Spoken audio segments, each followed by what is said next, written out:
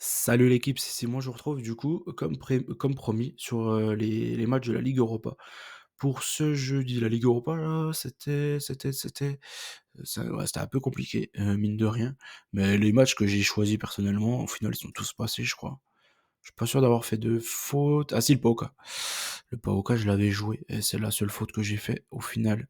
Fenerbahçe-Anderlecht, j'étais parti sur une victoire plutôt facile de Fenerbahçe. Elle a eu lieu. Elle a même été d'une plus grande ampleur que ce que je pensais au début. Ferencvaros contre Plzen, j'étais parti sur une victoire de Ferencvaros, mais au final j'ai opté pour un over. Mal m'en a appris, parce que Ferencvaros a bien gagné, mais un seul petit but à zéro. Plzen un peu plus décevant que ce que j'aurais pensé. Bon, après c'est toujours difficile de se déplacer en Hongrie. Faudra voir le match retour. Midtjylland Sociedad, la Sociedad a fait la différence, ça je l'ai joué. Du côté de Midtjylland, il n'y a pas eu 1-1, mais il y a eu 2-1. L'Union Saint-Gilloise contre l'Ajax, j'étais parti sur un BTTS.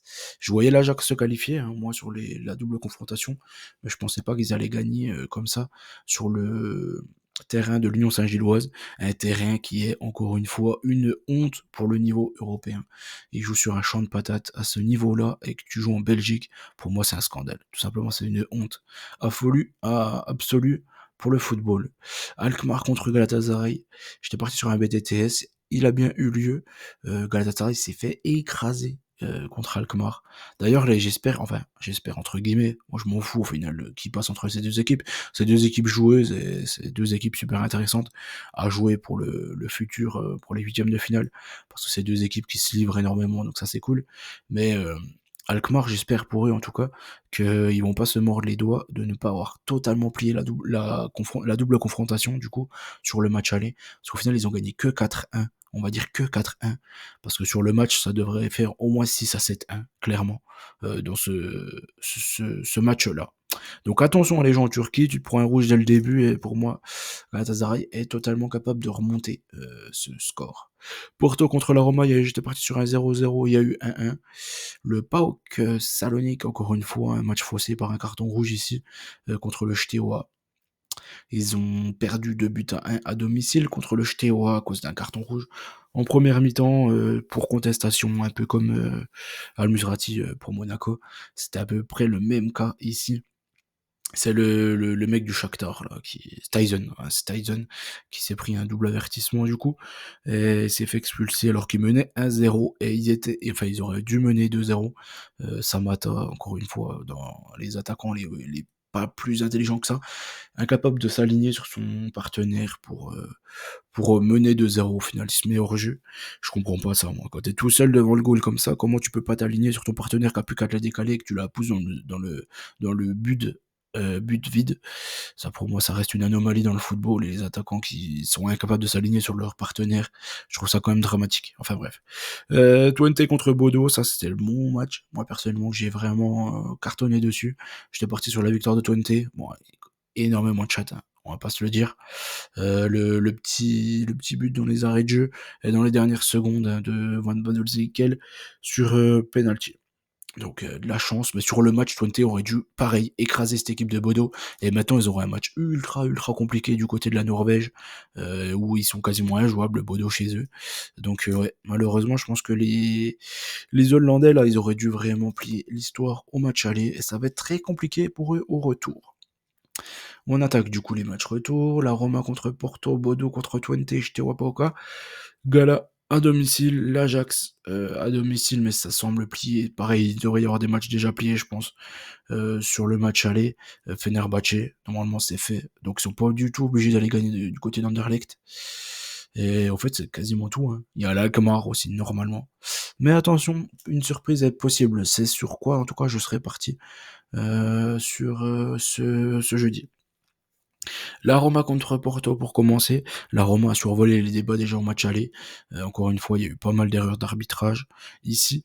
Je pense que la Roma va passer ici à domicile. Je pars sur un petit score, mais ils sont capables de gagner même plus que ça. Pour moi, les équipes portugaises cette saison, elles sont vraiment pas terribles. Ok, il y a Benfica contre Monaco, mais Monaco, ils ont pas joué le match aller, je comprends pas c'est quoi leur problème, ils ont cru que ça jouait en 15 confrontations directes, je ne sais pas, mais en tout cas, ils ont pas joué le match aller, clairement pas. Et il y a le Sporting qui s'est fait écraser à domicile par le Borussia qui est nullissime pourtant cette saison. Donc ouais, franchement les clubs portugais sont vraiment tristes à mourir, je trouve cette saison, et je pense que les Italiens sont bien au-dessus de cette équipe portugaise. Bodo contre Twente, je suis parti sur le fait qu'il y ait une prolongation ici. Je suis même parti sur le même score que le match aller, mais pour les Norvégiens ce coup-ci. Donc je pars sur une prolongation entre ces deux équipes. Le Steaua contre le PAOK. Le PAOK contre le Steaua, match chaud hein, ici. Hein. Il y aura pas mal d'ambiance, je pense, du côté de la Roumanie. J'en sais trop rien sur ce match-là. Je trouve que c'est un des matchs les plus compliqués, parce que je trouve que le PAOK, sur la première mi-temps, aurait dû mener de plus d'un but contre cette équipe du Steaua. Mais l'équipe du Steaua est une équipe très joueuse, qui a posé de gros problèmes à pas mal d'équipes, notamment le Manchester United. Le 2-0, il est un peu en trompe-l'œil, on va dire. Le Steaua a eu des occasions, pas mal d'occasions contre Manu. Je pars sur une victoire du Steaua, mais dans la difficulté contre ce PAOK. Le PAOK, clairement, s'est tiré une balle dans le pied en perdant son match à domicile devant son public de fou furieux. Le Gala contre Alkmaar, je suis parti sur une remontada. Eh oui, parce que l'Alkmaar, ils sont quand même nettement plus forts à domicile. D'ailleurs, ils perdent quasiment jamais à domicile que à l'extérieur. Et je pense que Gala, avec Osimhen qui sera là, donc il y aura le petit tandem Osimhen Morata devant. Si Alkmaar se prend un petit rouge, après Galatasaray sur le match aller, la défense, c'était un scandale, vraiment un scandale. Je me dis que s'il y a une grosse pression des supporters et tout, un peu comme le Pana en Ligue Europa Conférence, moi je vois des trucs un peu comme ça. Je me dis qu'il peut y avoir pas mal de cartons jaunes, voire de rouges pour Alkmaar, enfin dans ce match-là dans tous les cas, et je vois bien Galatasaray être capable de remonter ça. Ça va jouer au début de match, hein. S'ils mènent pas 1-0 à la mi-temps, je pense que c'est plié, mais s'ils mènent 1-0 à la mi-temps, attention sur la fin de rencontre pour les joueurs de la Z. L'Ajax contre l'Union Saint-Gilloise, le match est plié depuis le match aller, de toute façon. Je suis parti encore une fois sur une victoire de l'Ajax, mais je pense qu'ils vont vraiment faire le strict minimum contre cette Union Saint-Gilloise, ça peut même faire un nul, je serais pas le plus surpris du monde. Anderlecht contre le Fener. Le Fener a pied dès le match aller, pareil ici. Je pense qu'Anderlecht est capable de gagner à domicile devant son public pour leur faire plaisir, et je pense que le Fener ne va pas se fouler énormément ici dans ce match-là. Plitzen contre Ferencváros, je suis parti sur le même score que le match aller, mais à l'inverse. Donc je suis parti sur une victoire des Tchèques à la maison contre les Hongrois. Pareil, les Tchèques à domicile, c'est ultra solide. Donc je vais leur faire confiance à la maison pour gagner contre Ferencváros. La Sociedad pour terminer contre Midtjylland. La Sociedad a déjà à peu près plié, on va dire, au match aller, même s'il n'y a qu'un but d'écart. Aller gagner là-bas, je pense que c'était le plus dur. Maintenant, à domicile, ils peuvent, on va dire, voir venir ici. Dans tous les cas, ils perdront pas, je pense, à la maison. Donc je peux même partir sur une petite victoire de la Sociedad, 2-0 à la maison. Donc voilà, encore une fois, il n'y aura pas plus de surprises que ça. Il fallait jouer les qualifs. Ce qu'il fallait faire, c'était jouer les qualifs avant les matchs aller, parce qu'il y a quoi comme surprise? Il y a peut-être Galatasaray qui va peut-être se faire éliminer. Paoka c'était 50-50, Bodo Twente c'était 50-50. La Roma était favo, mais c'était une énorme cote d'ailleurs pour la qualif. Je pense qu'ils vont le faire.